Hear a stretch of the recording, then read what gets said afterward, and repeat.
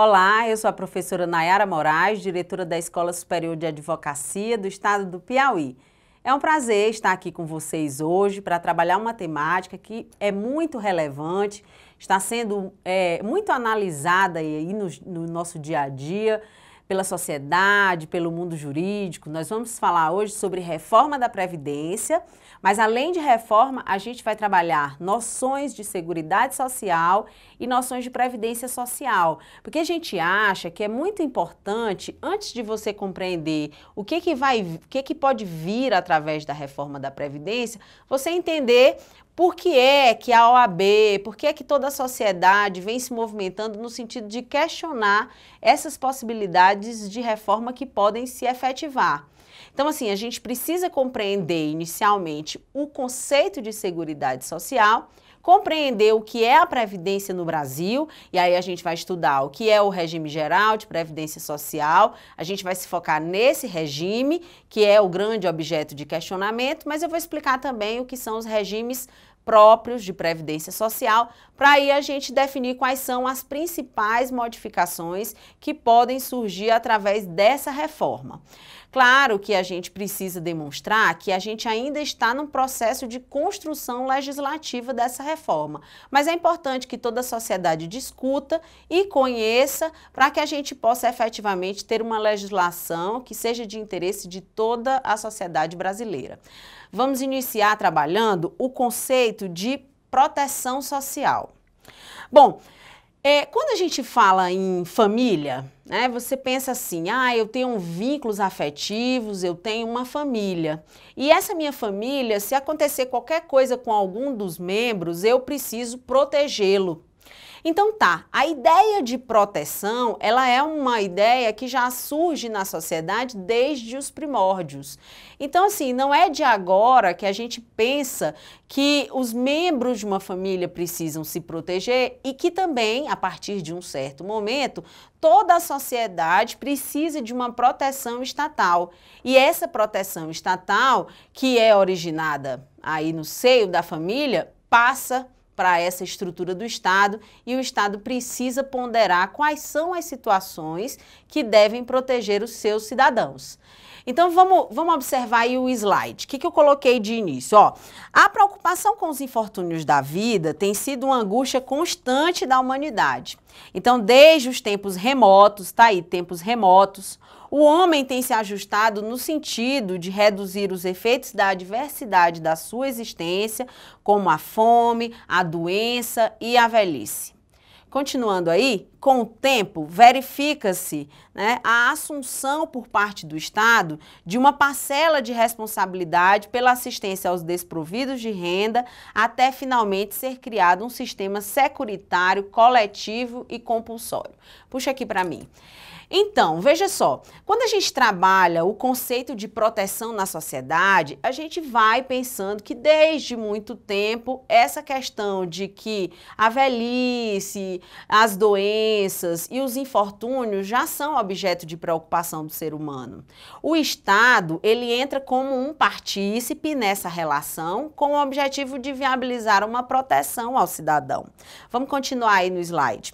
Olha, resumidamente, a evolução da proteção social compreende o aumento da responsabilidade do Estado pelo bem-estar da sociedade de modo cada vez mais abrangente, visando a proteção, que é a Seguridade Social.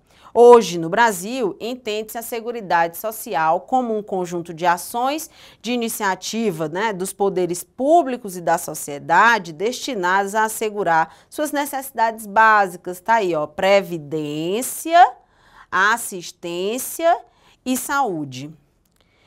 Então vamos lá, volta aqui para mim. Vamos para o conceito de seguridade social. Porque o que eu estava te explicando é que existe a necessidade de proteção e o Estado entra dentro dessa participação. No Brasil, quando a gente trabalha o conceito de previdência, a gente não pode considerá-lo de maneira isolada. Então, se a gente vai trabalhar hoje algumas disposições sobre o que pode vir a ser efetivado com a reforma da Previdência, a gente precisa entender que a Previdência é um dos subsistemas da Seguridade Social. Como eu marquei aí no slide para você, A previdência se soma à assistência e à saúde pública. Então, a previdência, que hoje a gente tem constituído como um sistema compulsório, como um sistema que depende de remuneração daqueles que lhes são segurados, nós temos a Seguridade, voltada também para a saúde e a assistência social. A saúde e a assistência social, para elas não existe pagamento direto de contribuição. Então, para você ter direito à saúde, você vai atuar através do Sistema Único de Saúde, que verifica-se constitucionalmente que a saúde é um dever de todos, né, uma garantia, é um dever do Estado, uma garantia de todos. E nesse sentido, a gente trabalha a assistência social também. A assistência, ela é prestada pelo Estado para quem dela necessitar. Vamos aí para o slide. Olha só, o artigo 194 da Constituição diz assim: a Previdência é organizada sob a forma de um regime geral, que é contributivo, tá? Você precisa pagar para ter Previdência Social, a filiação é obrigatória, e existe a possibilidade também de uma previdência complementar de natureza facultativa. Vê só aqui o que eu vou falar para você. Quando a gente trabalha previdência social, a gente trabalha um regime em que, quando você exerce atividade remunerada, você passa a visualizar esse regime como compulsório, contributivo. Então, você exercendo atividade remunerada, você é um devedor da Previdência Social. Então, você precisa realizar essas contribuições para que o sistema consiga coexistir. Vamos para a assistência, volta aí no slide. A assistência social é para quem dela necessitar e independe de contribuição. Então, para a gente ter acesso à assistência social, não precisa pagar. Você tem que ser considerado alguém necessitado na forma da lei. E como que é um necessitado? E aí a gente vai ter a visualização do benefício mais importante em relação à assistência social, que é o BPC. O benefício de prestação continuada, que é devido a idosos e deficientes com renda inferior a 1/4 do salário mínimo por pessoa na família. Veja só, se você é idoso, né, se você é um deficiente, se sua renda familiar é inferior a 1/4 do salário mínimo, você tem direito a acessar esse benefício. Veja só, esse benefício, para que você acesse, você não paga, tá certo?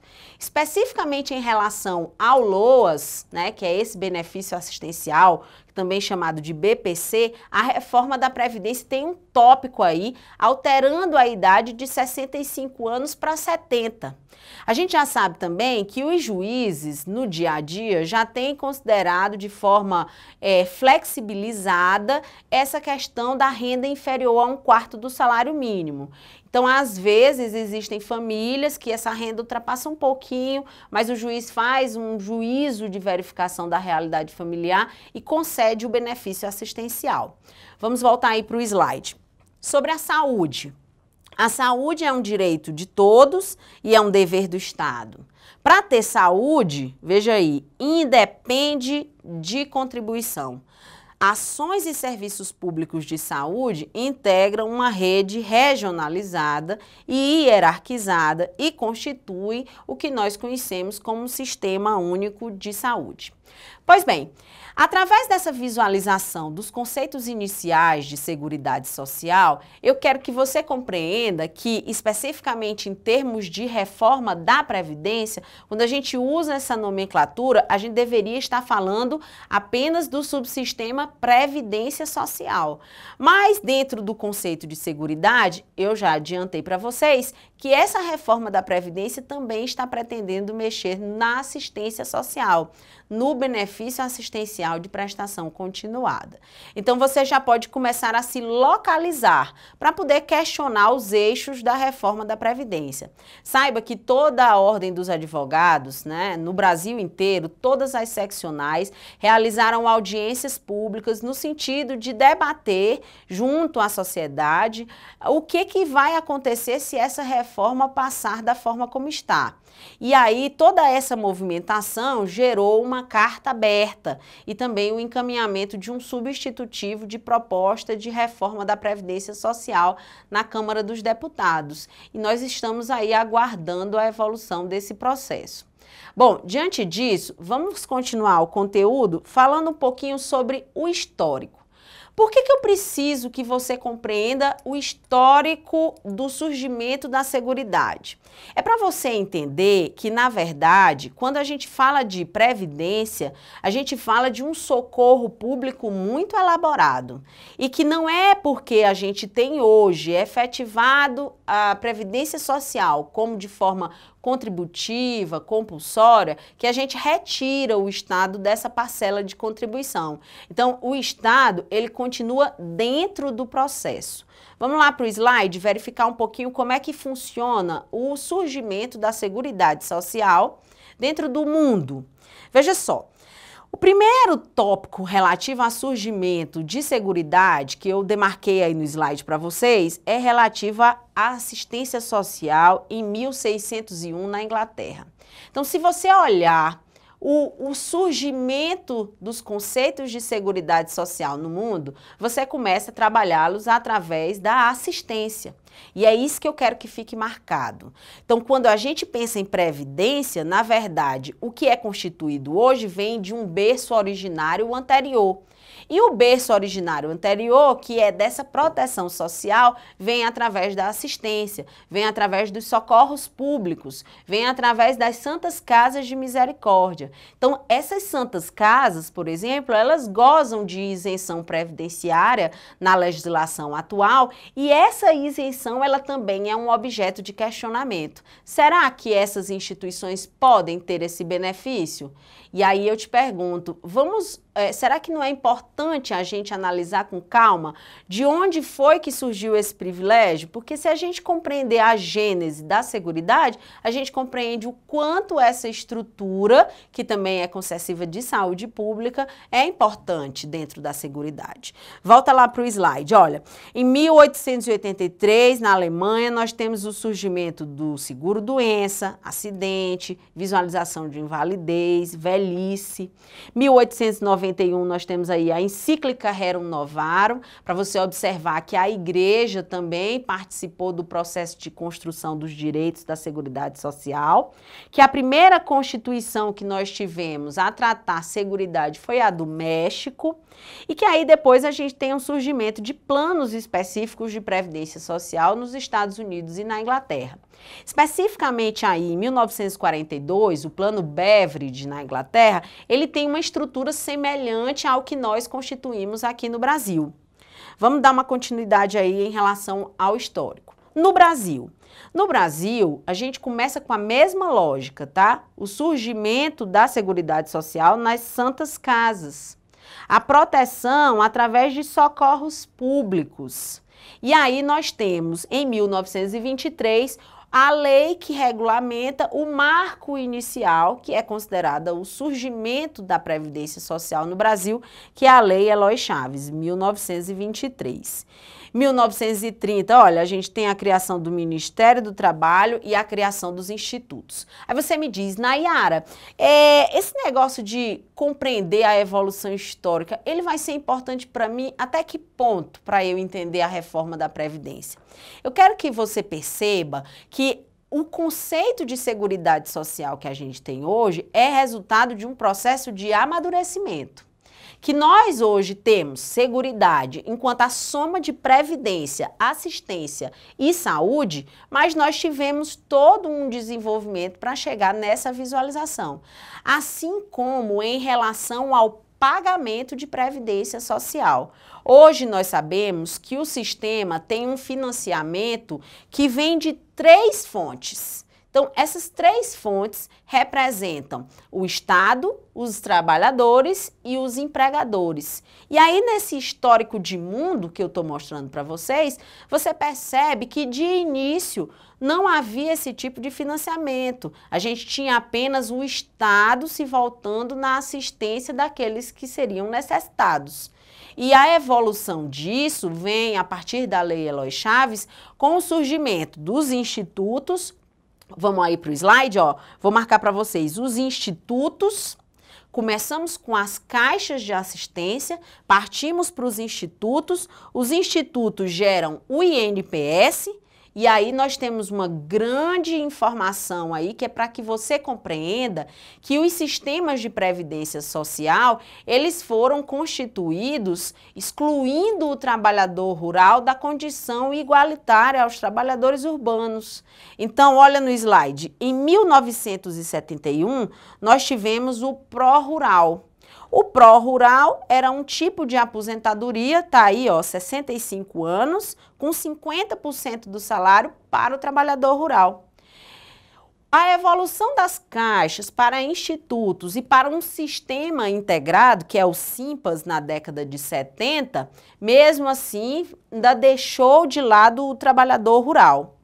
Olha aí, continuidade. A Constituição Federal de 88 foi a Constituição que tratou pela primeira vez no Brasil a Seguridade Social, representada como o conceito que eu já trabalhei com vocês.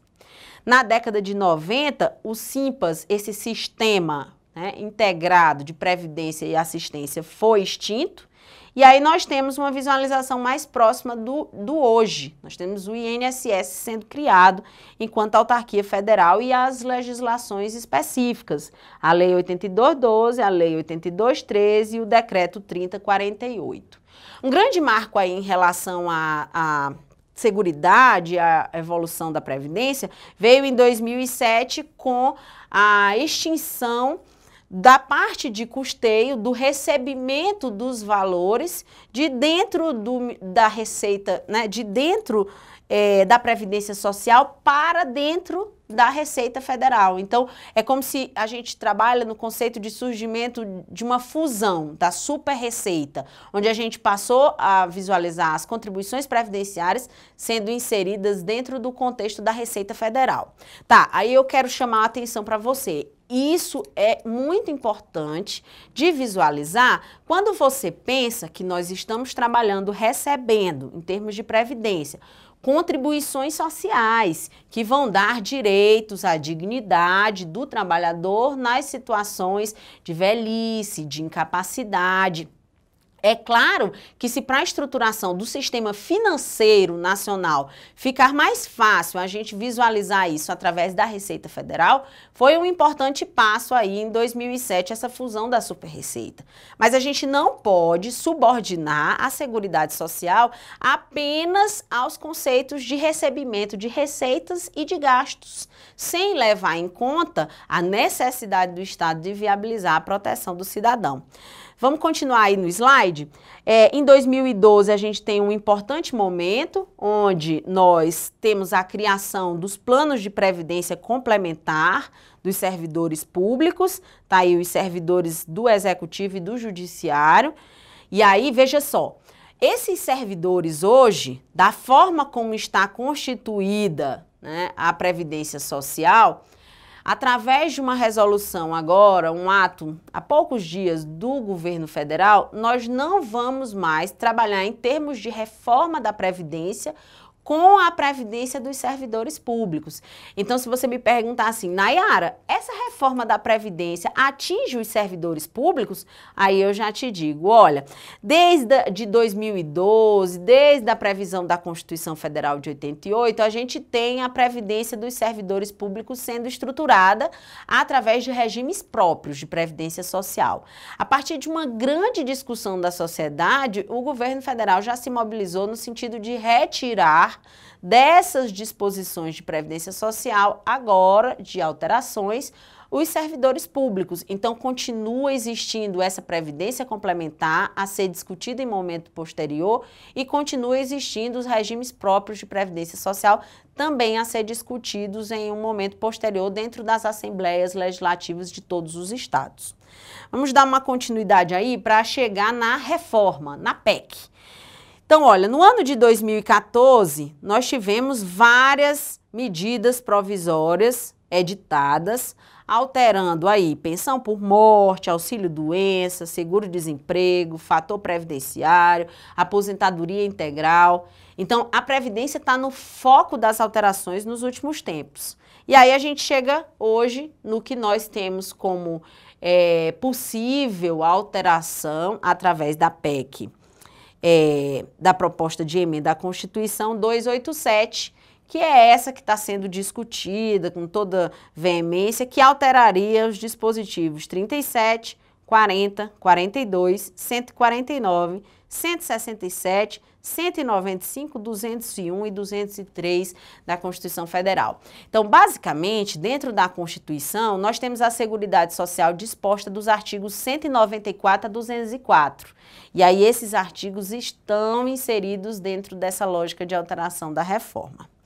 Vamos lá em continuidade. Só para que você compreenda por que é importante a gente fixar os princípios da Seguridade para a gente poder se manifestar de forma contrária ou favorável a emendas nesse sentido.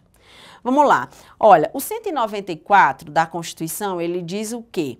Diz que a Previdência, a assistência e a saúde, todo o conjunto da Seguridade, vão observar a universalidade da cobertura e do atendimento.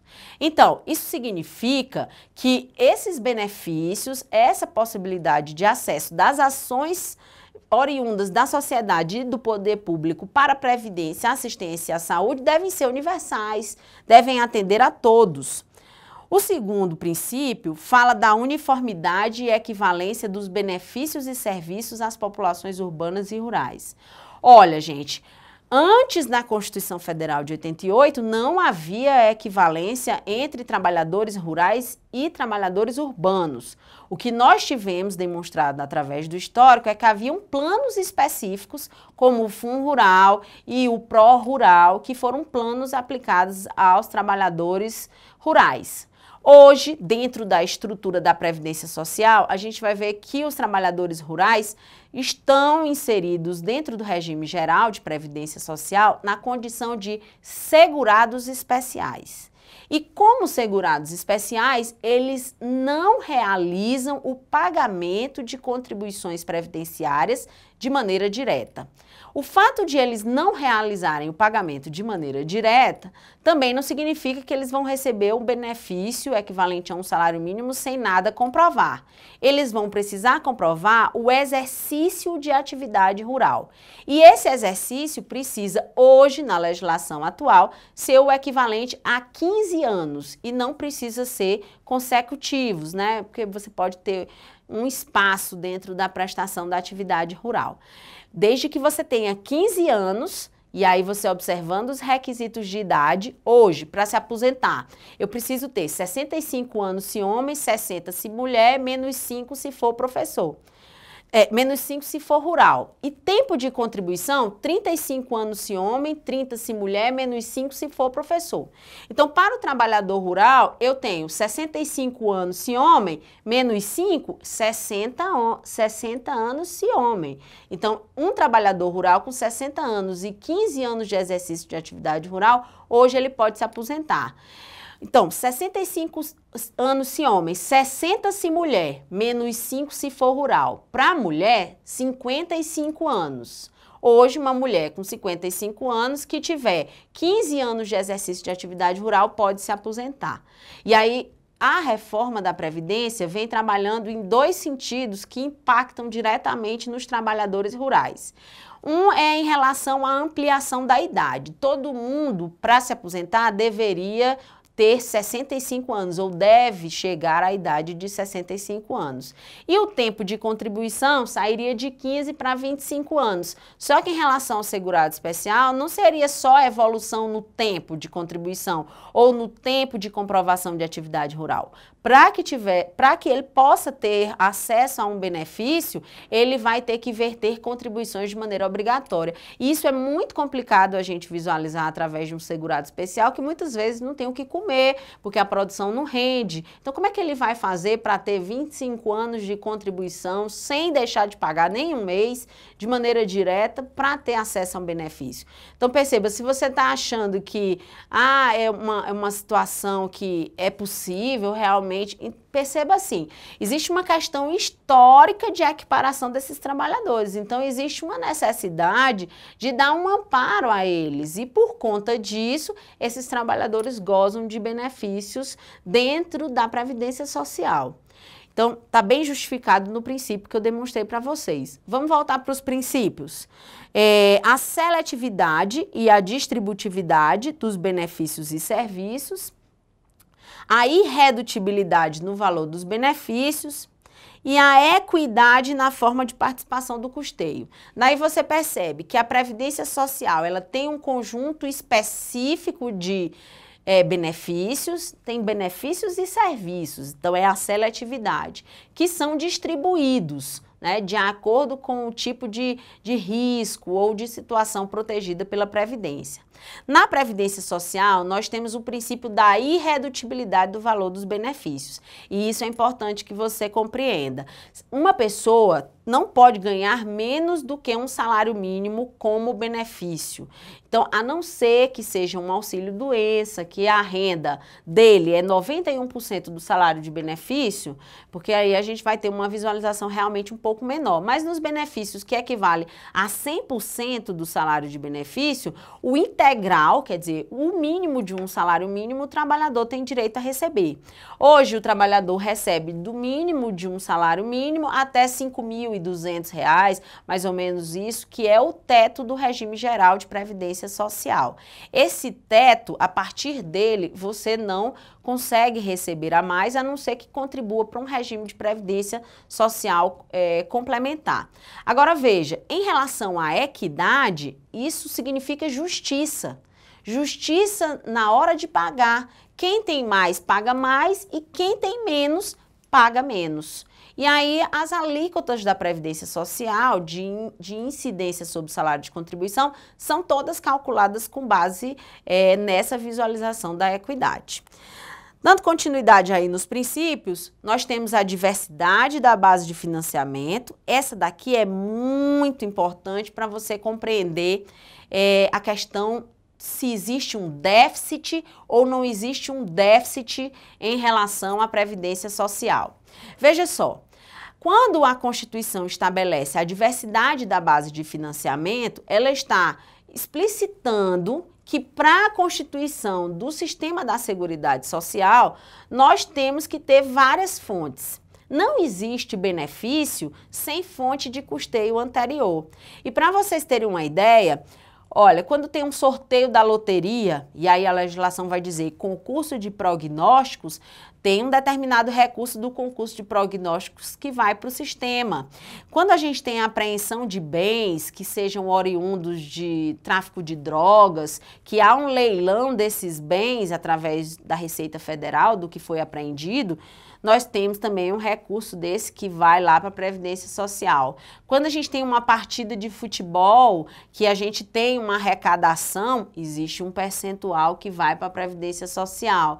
Então, assim, além do que é recolhido, né, através das contribuições diretas das empresas, dos equiparados à empresa, dos trabalhadores em geral, e a contribuição oriunda do Estado de maneira indireta, rearticulada a partir dos impostos que o cidadão paga, nós temos várias outras fontes que são diretamente ligadas ao custeio desse sistema. A gente tem PIS, COFINS, contribuição social sobre o lucro líquido, e o que a gente precisa para desmistificar se existe ou não esse déficit na Previdência é avaliar se todos esses fundos de financiamento, essas bases de financiamento, estão sendo efetivamente alocadas para demonstrar se o sistema se fundamenta de maneira adequada ou se está faltando alguma coisa.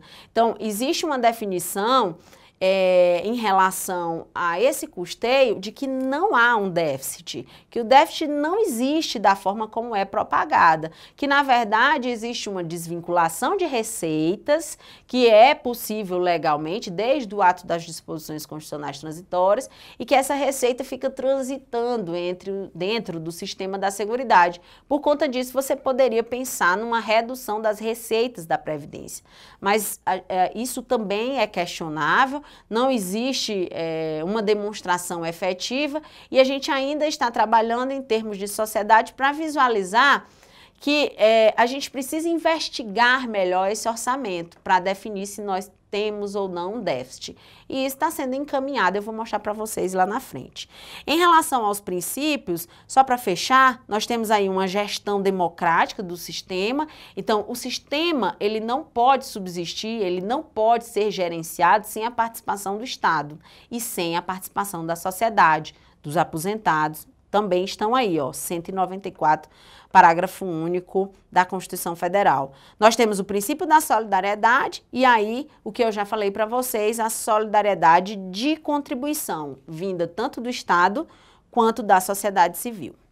Bom, nós já adiantamos um pouquinho sobre o que seria a Previdência no regime geral e a Previdência no regime próprio, mas nós queremos, através dos slides, demonstrar de maneira clara como se constitui a Previdência no Brasil. Vamos aí. A Previdência. No Brasil, nós temos 2 planos de Previdência Social bem definidos. Nós temos o regime geral de previdência social, que é o regime através do qual estão vinculados todos aqueles que exercem atividade remunerada e que não fazem parte do regime próprio. Então, volta aqui para mim. Quem que faz parte do regime próprio? O regime próprio é voltado aos servidores públicos efetivos, estatutários. Então, se você é funcionário de uma prefeitura que constitui um regime próprio, então você é vinculado a esse regime. Se você é funcionário do Estado e você exerce uma atividade remunerada, então você paga a Previdência Social, paga para o seu regime próprio. Se você não está vinculado a um sistema relacionado ao fato de ser servidor público, então não é regime próprio, você paga para o regime geral. Volta aí no slide, ó. Os regimes próprios abarcam os servidores públicos. Se você não é servidor público efetivo, você paga para o regime geral de previdência social. Além do regime geral, nós temos os planos complementares, públicos ou privados. Volta aqui para mim. Olha, os planos complementares de previdência social, eles são facultativos.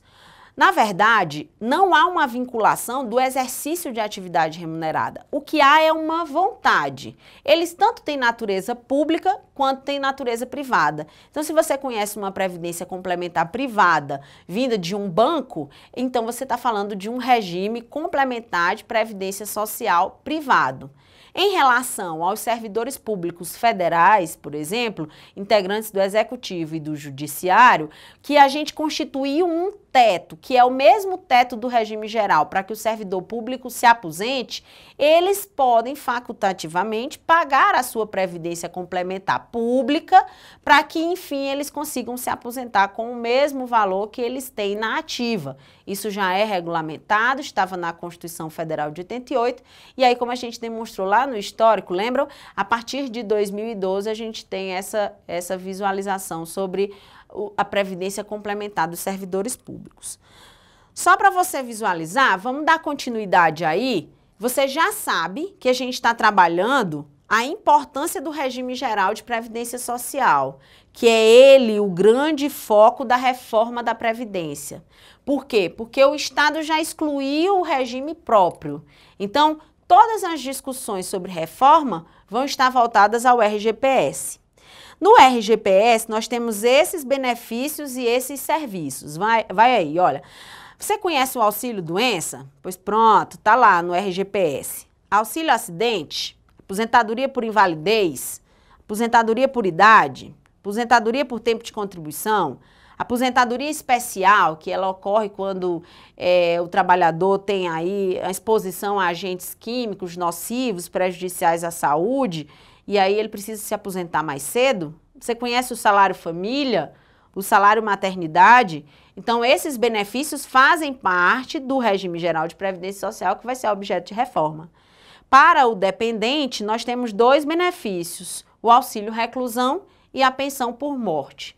E em relação aos serviços, nós temos tanto para segurados quanto para dependentes, o serviço de reabilitação profissional e o serviço social. Tá aí, eu dividi para vocês no slide subsequente que nós temos para dependentes, pensão por morte e auxílio reclusão. E de serviço, nós temos o serviço social e a reabilitação profissional. Veja só, basicamente, essa reforma da Previdência Social, ela vai mexer na forma como nós visualizamos a aposentadoria dentro desse regime, dentro do regime geral de Previdência Social. Mas não vai mexer só na aposentadoria e nos valores dessa aposentadoria. Vai mexer também nos benefícios relativos aos dependentes. Acabei de demonstrar para vocês que existe o auxílio reclusão, que apesar de muito questionado, ele é um benefício voltado para os dependentes do segurado que foi preso. Não é o segurado que usufrui dele. Então, assim, alguém trabalhava, pagava a previdência e foi preso. Ele tem filhos, ele tem esposa. Então, assim, esses dependentes que viviam sobre o resguardo desse que foi preso, tem direito a receber. Então, você pode questionar isso, mas é uma situação permitida na legislação, porque muita gente na sociedade diz, vão manter isso? A princípio, a reforma não vai mexer nisso, mas vai mexer nas pensões, vai impossibilitar o acúmulo de aposentadoria com pensões, vai reduzir as possibilidades de acesso a essas pensões em termos financeiros. Não vai ser integral. Então, hoje a gente tem 100%, mas essa visualização das pensões vai ser mitigada, então vai ser reduzido. Não vamos ter mais pensões de 100%. Inclusive, em relação à reforma da Previdência, fala-se em relação aos benefícios de desatrelar os benefícios do salário mínimo. E aí é uma coisa que a gente precisa discutir com grande efetividade, porque como a gente demonstrou nos princípios, existe uma vinculação a um mínimo, que é o salário mínimo. Vamos aí nos slides. Nayara, quem vai ser afetado? Então, quem vai ser afetado por essa reforma da Previdência é quem é segurado do regime geral de Previdência Social. Aí nós já adiantamos que existem os dependentes desses segurados, que também serão afetados, e que existem os segurados que pagam as contribuições previdenciárias de maneira direta, os trabalhadores. Vamos conhecer quem são esses trabalhadores. Aí no slide. Olha, existem 2 categorias, né? Na verdade, além dos dependentes, nós podemos dividir os segurados em obrigatórios e facultativos. Nesse slide aí, eu estou mostrando para vocês que os segurados obrigatórios, estão obrigatoriamente vinculados ao sistema previdenciário. Eles exercem atividade remunerada. E eles são filiados desde o início do exercício de atividade remunerada. São eles o empregado, o doméstico, o avulso, o segurado especial e o contribuinte individual. Volta aqui para mim. São 5 categorias de segurados obrigatórios. Nós temos o empregado, né? O empregado exerce atividade remunerada, vinculada ao empregador, com a dependência deste, a subordinação, recebe um salário, tá? É alguém que deve ter suas contribuições retidas uma parte e juntando o que foi retido com a parte do empregador e encaminhada para a Previdência Social. Nós temos, através da PEC das domésticas, a equiparação dos trabalhadores domésticos. Então, hoje, o trabalhador doméstico tem direito aos mesmos benefícios, inclusive previdenciários, equiparando-se ao empregado convencional. Nós temos aí na classificação que eu demonstrei para vocês, os contribuintes individuais, os avulsos e os segurados especiais. Merece um destaque. Nós, em relação a avulsos, temos que são os trabalhadores equiparados a empregados, conforme o artigo 7º da Constituição Federal. Será que você conhece um avulso? Avulso é o cara que trabalha com estiva, com carga, descarga, capatazia, com peso, tá? É o estivador. Geralmente ele é vinculado a um órgão gestor de mão de obra. Ele também vai ser afetado pela reforma da Previdência Social, porque ele deve pagar a Previdência como avulso e vai submeter-se às novas alterações. Nós temos o contribuinte individual. Olha, como exemplo de contribuinte individual, nós temos aí o empresário, tá? O microempreendedor individual, nós temos o padre, o pastor, o ministro de confissão religiosa, o garimpeiro, pessoas que não estão inseridas nas outras categorias, não é empregado, não é doméstico, não é avulso, você coloca aí na categoria de contribuinte individual. Então, qualquer exercente de atividade remunerada vai ser afetado por essa reforma. E os segurados especiais, que eu já comentei um pouco para vocês, que são aqueles trabalhadores vinculados ao exercício de atividade na área rural. Então, é alguém que exerce uma atividade em regime de economia familiar, trabalha na roça, o cidadão que está lá, ele e a família dele, está exercendo atividade rural. Ele é o segurado especial, vai ser afetado também. Bom, continuando aí no slide, nós temos, além dos segurados obrigatórios, os facultativos, tá? O segurado facultativo, ele não exerce atividade remunerada, mas ele paga, se ele quer. Olha só, se ele está com vontade de pagar. A filiação dele também depende de vontade. Essa pessoa vai ter que ir até o INSS, dizer que quer pagar. Então, nós temos aí estudantes, dona de casa, exemplos de segurados facultativos, que quando quiserem pagar a Previdência Social, também vão ser afetados pela reforma. E os dependentes, tá? Os dependentes, nós temos aí alguém que tem uma proteção estendida. E existem 3 classes de dependente. Vamos aqui comigo, olha, nós temos a situação de cônjuge, de filhos, tá, menores. Nós temos a situação de pais, porque eu primeiro visualizo os descendentes, mas posso a partir daí, não havendo a classe de descendentes, ir para os ascendentes. E aí eu posso pensar em tios, irmãos, estariam numa 3ª classe, todas essas 2 últimas classes precisando de comprovação de dependência econômica. Também estariam afetados com a reforma. Você consegue visualizar? Então, através dessa noção inicial, eu quero demonstrar para vocês que, primeiro, quando a gente trabalha Previdência, a gente está pensando em reformar não só a Previdência, mas um sistema que é tríplice, né? Eu tenho Previdência, Assistência e Saúde, que já foi constituído de uma determinada forma, funciona de uma determinada forma, tem um conjunto de princípios resguardados legalmente e que não pode ser uma reforma feita de maneira unilateral a atingir esse sistema de qualquer maneira que pode ser aceita. Também quero que você saiba quem são os trabalhadores que serão afetados e conheça os regimes de previdência social para conseguir excluir o regime próprio de previdência social vinculado aos servidores públicos, que não serão afetados pela reforma que está em votação na Câmara. Vamos dar uma continuidade só para a gente finalizar aí?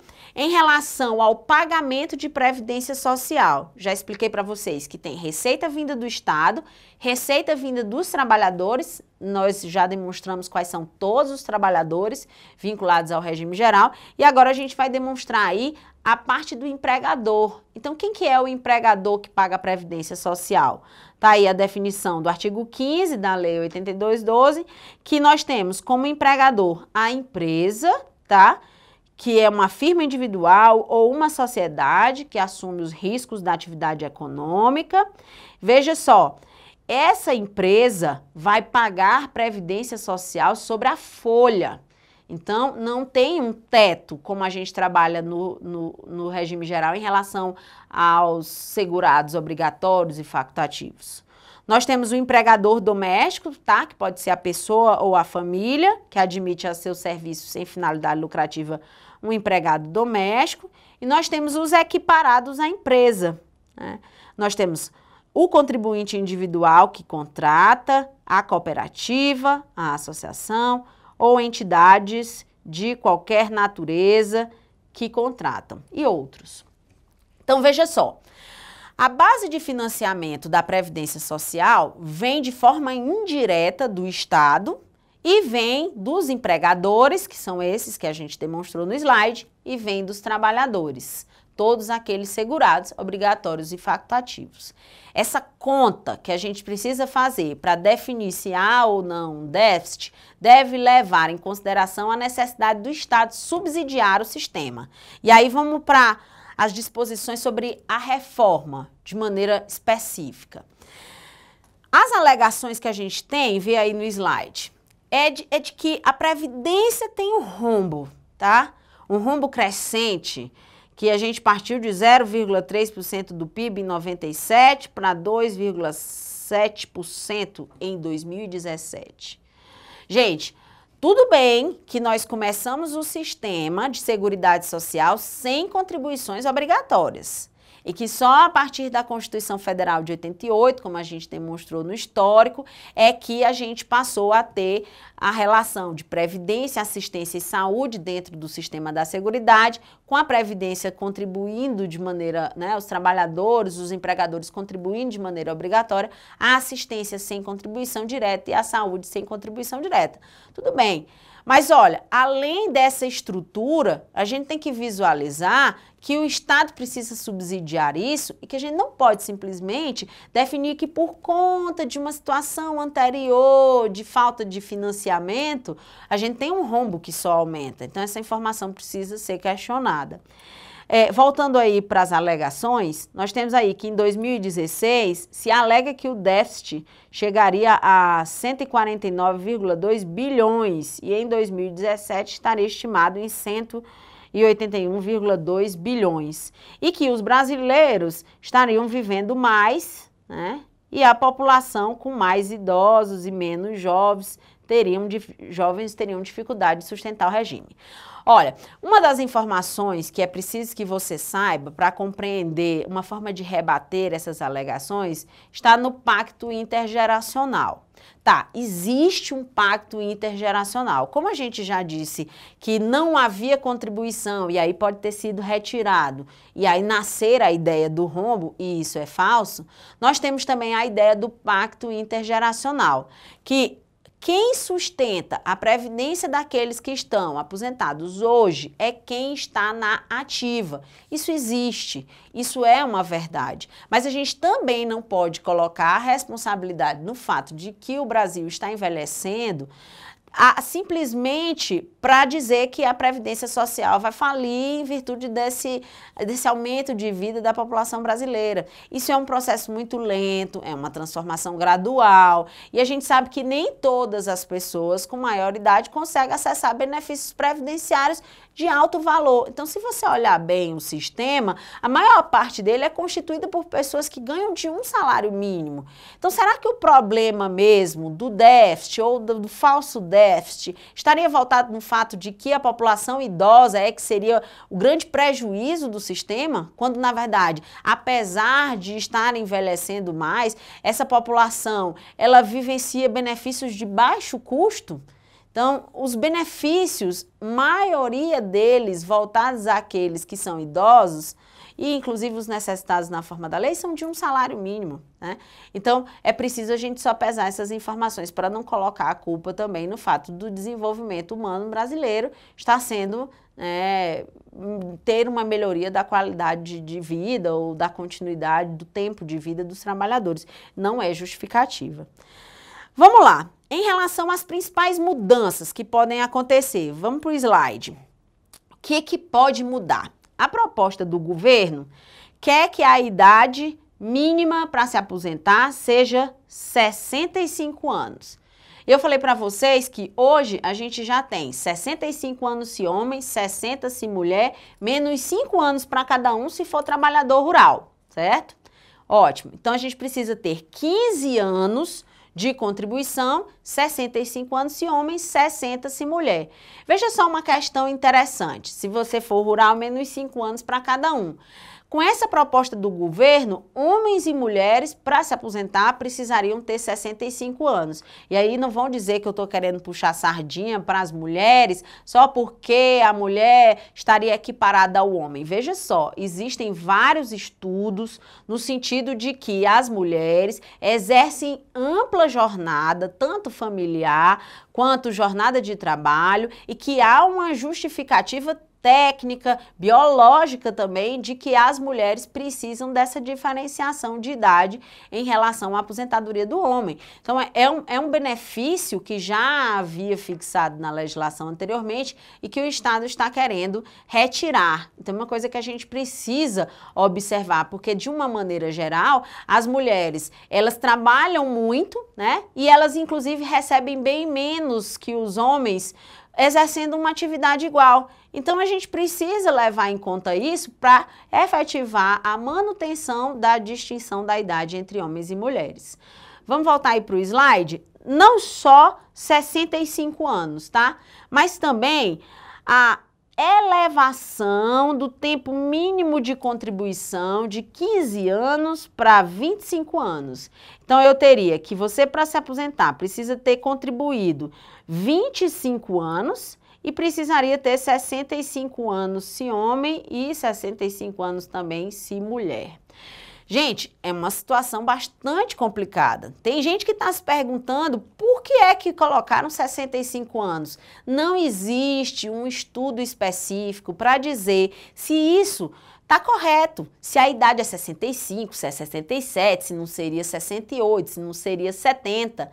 Para que a gente tenha uma definição de uma idade em relação a uma proposta de reforma de previdência, nós temos que ter fundamentos técnicos, científicos específicos de que a idade adequada para a manutenção do equilíbrio econômico-financeiro e atual seria alguma determinada idade. Não simplesmente a gente sair chutando uma equiparação de 65 anos para homens e mulheres e uma ampliação do tempo de contribuição de 15 para 25 anos. Nessa forma como está definido aí, a pessoa mais prejudicada dentro dessa relação seria a mulher, né? Porque teria que contribuir 5 anos a mais, em termos de idade, teria que ter 5 anos a mais de idade, e em relação a 15 anos, nós passaríamos a 25 anos. E aí, olha, essa reforma inicialmente, ela falava que no caso das professoras, esses 25 anos aumentaria. E aí o governo voltou atrás, retirando as professoras, né, o regime próprio de previdência social, servidoras públicas, porque no final das contas elas seriam as mais prejudicadas com essa reforma, né, o que nós não podemos compactuar. Bom, em relação às reformas, nós aí temos, vamos para o slide, outra mudança muito importante,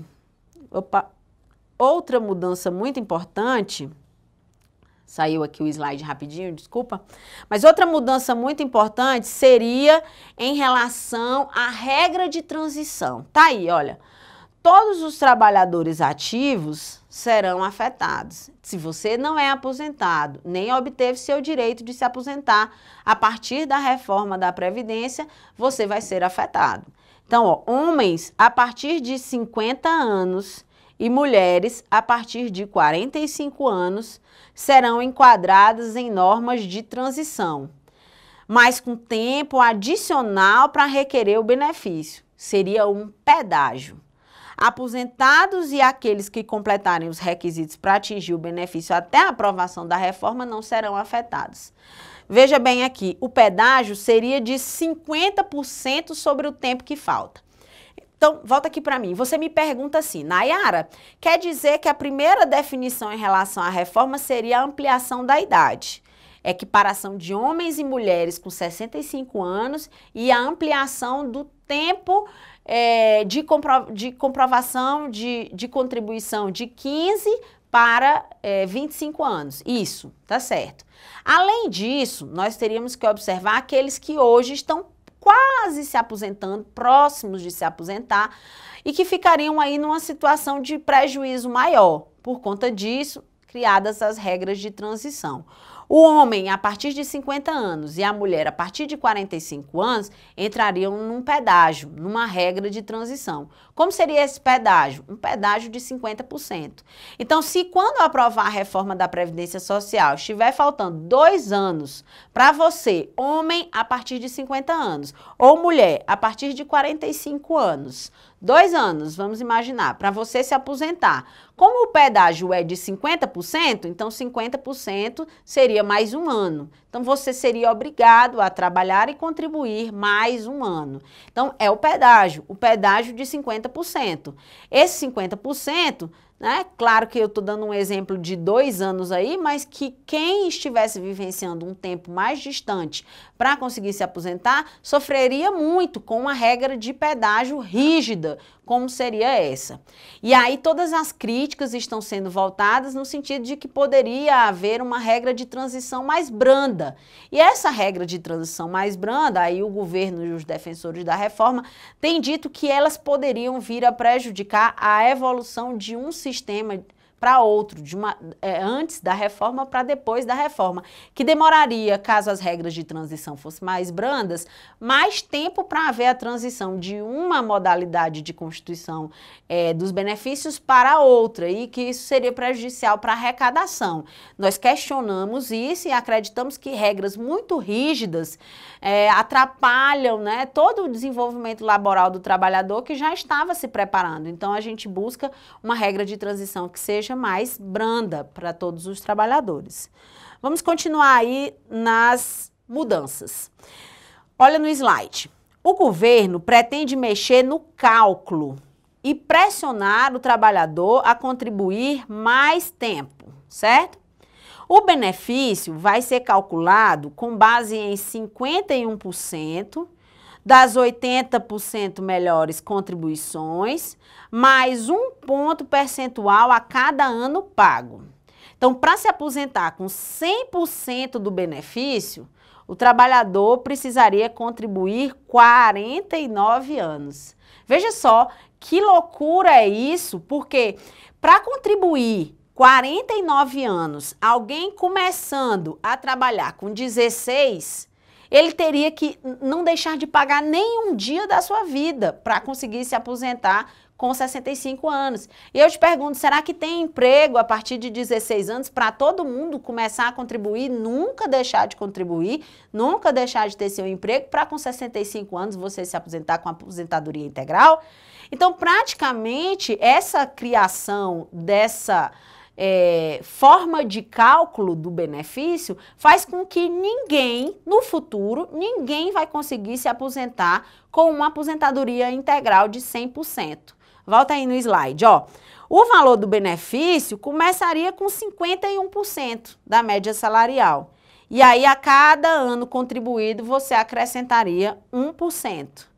Então, para você contribuir, né, e ter direito a receber uma aposentadoria integral, você precisaria começar a pagar a Previdência com 16 anos, para que quando você, somados aí 49 anos de contribuição, pudesse se aposentar com 65 anos.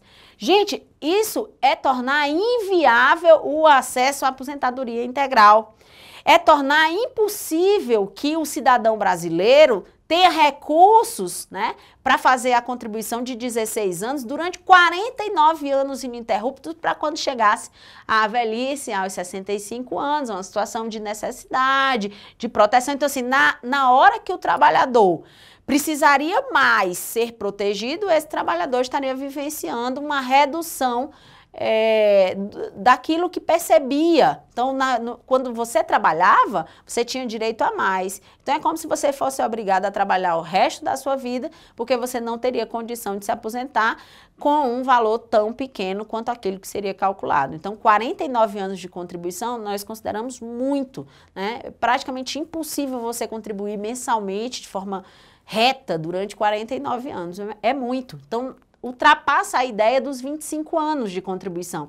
Porque eu falei para vocês que hoje a gente precisa ter 15 anos e que o governo estaria ampliando esse tempo para 25. Só que 25 vai para 49, se você quiser ter acesso a 100% do salário de benefício. Vamos dar uma continuidade aí para ver o que muda em relação à pensão por morte. Olha no slide. A pensão por morte, que é integral, hoje ela é integral, é 100%, tá? Deve ser reduzida para 50%, mais 10% por dependente para todos os segurados, né? INSS, serviço público. Só que aqui você já tira o serviço público, tá? Essa lógica aqui já caiu. O regime próprio de previdência social já não vai ser abarcado. A pensão deverá ser desvinculada do reajuste do salário mínimo, que permitia ganhos reais. E não poderão ser acumuladas. Veja aqui, pensão por morte cairia, reduzida para 50%, mais um adicional de 10%, tá? Vedado o acúmulo da aposentadoria com a pensão. Olha só, gente, volta aqui para mim. Vê só, hoje você está casado, certo? Você se aposenta. Você se aposenta porque você, como trabalhador, contribuiu a vida inteira.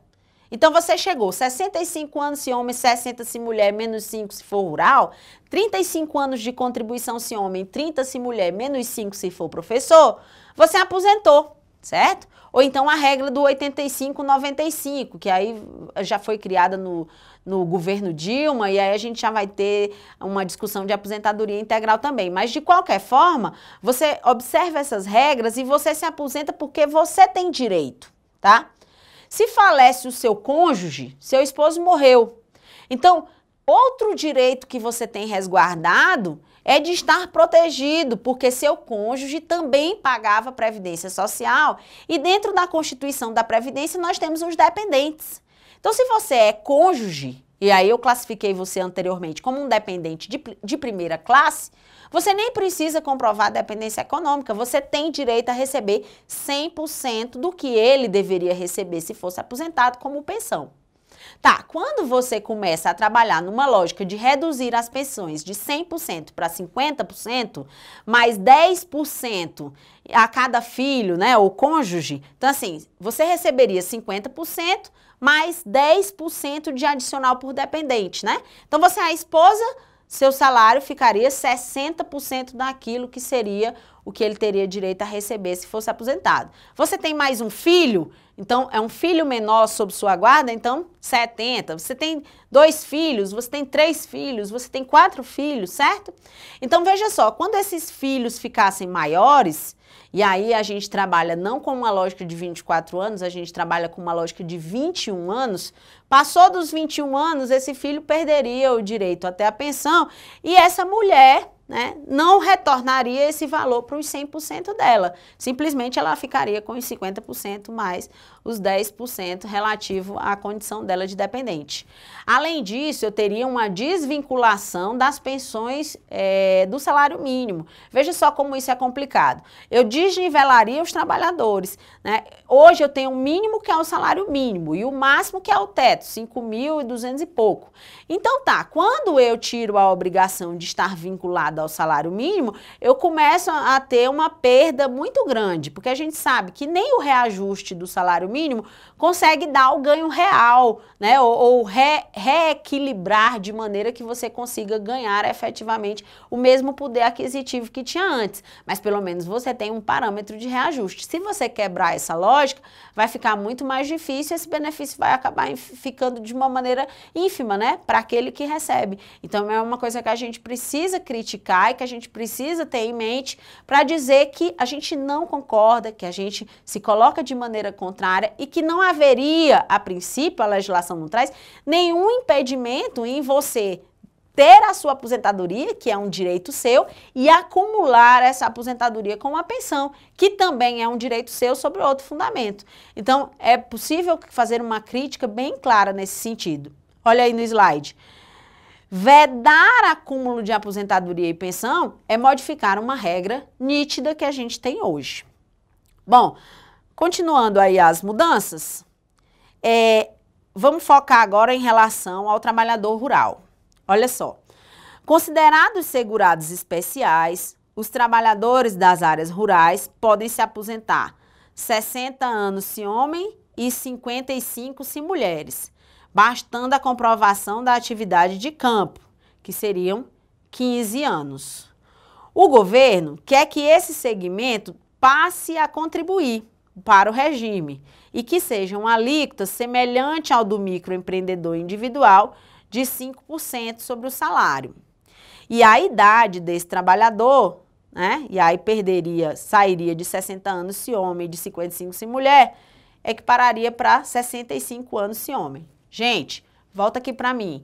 Estabeleço as mesmas críticas, no sentido de que havia um desnivelamento dos segurados especiais, dos trabalhadores do campo, com os trabalhadores rurais. É um déficit histórico. Tem uma justificativa, e é essa, no sentido de que os segurados especiais são protegidos, porque eles não conseguem manter recursos mensalmente. Geralmente eles vivenciam da roça, do que eles conseguem obter para o próprio sustento. Então é muito difícil a gente conseguir fornecer dignidade para um segurado especial, que é um trabalhador, obrigando esse trabalhador do campo a realizar contribuições mensais.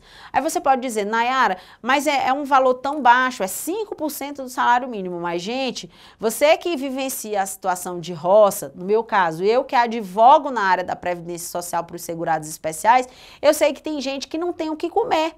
Eu sei que tem gente que não tem condição de visualizar nenhum tipo de pagamento mensal, porque ele não consegue, ele vive de bico, ele tem uma estratégia, às vezes, de vir para outras regiões do país para trabalhar com corte de cana, então ele só consegue uma subsistência naquele momento.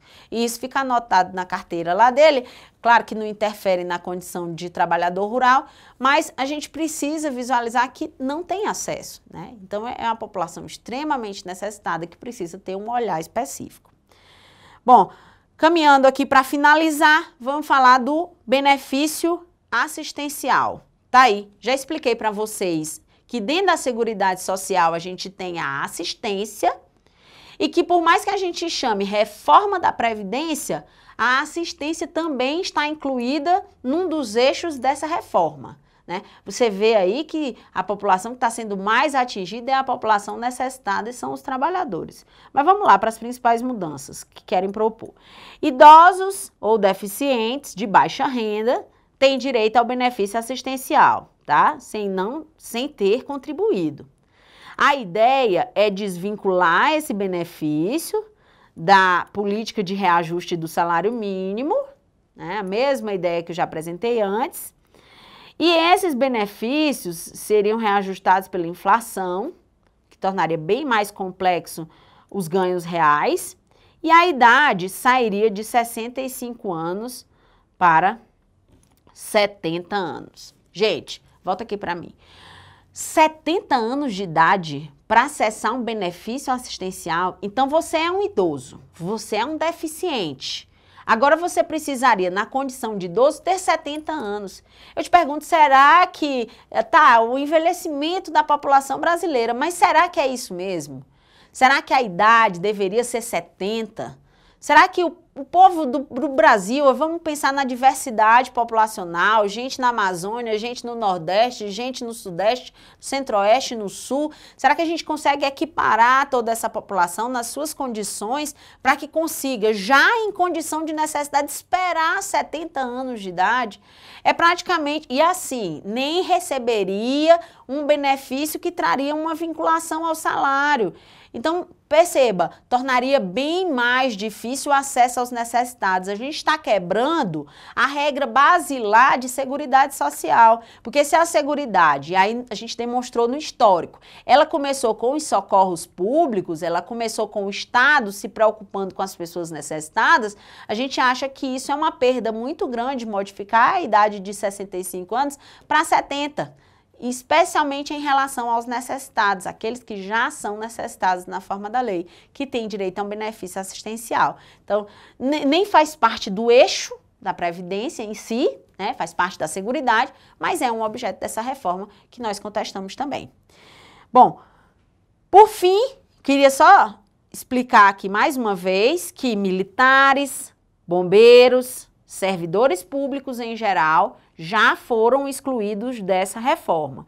Então, o governo excluiu os servidores estaduais e municipais, inclusive os professores, policiais civis, que inicialmente a proposta incluía funcionários públicos de todos os âmbitos, mas agora as mudanças ficarão restritas aos servidores públicos federais e aos trabalhadores do setor privado. Então, o governo federal, ele excluiu dessa base de reforma da Previdência Social os servidores públicos dos estados e dos municípios.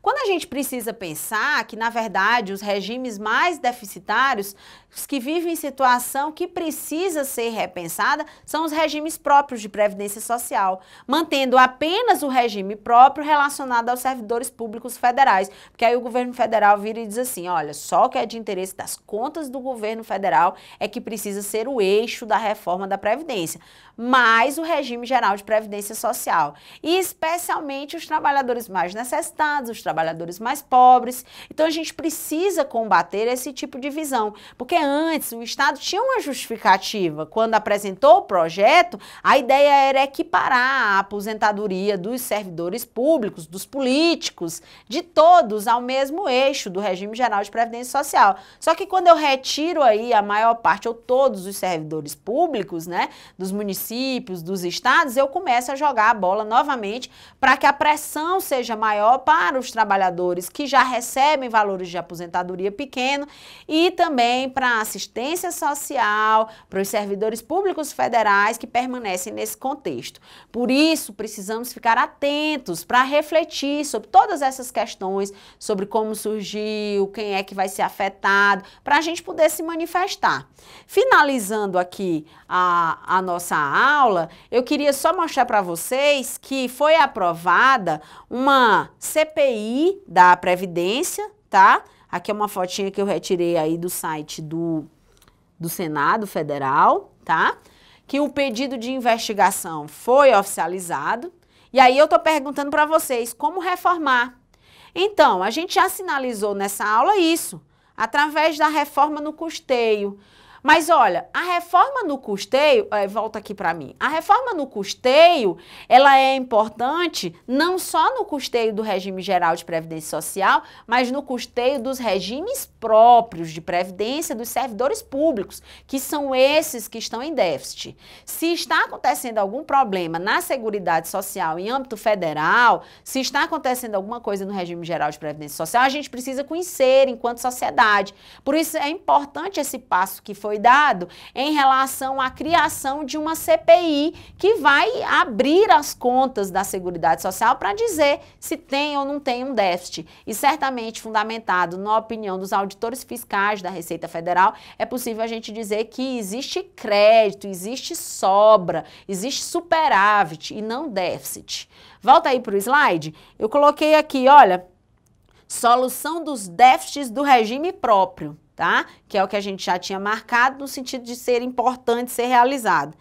E, de um modo final, e eu queria só marcar para vocês que a reflexão social, o conhecimento da temática pela sociedade, ela deve acontecer. Então, a melhor maneira de reformar, se é necessário, é trazendo essa reflexão para a sociedade, é fazendo com que a gente desmistifique essa linguagem difícil e traga para o dia a dia daqueles que estão na área jurídica, daqueles que estão fora da área jurídica, os conhecimentos necessários para poder julgar.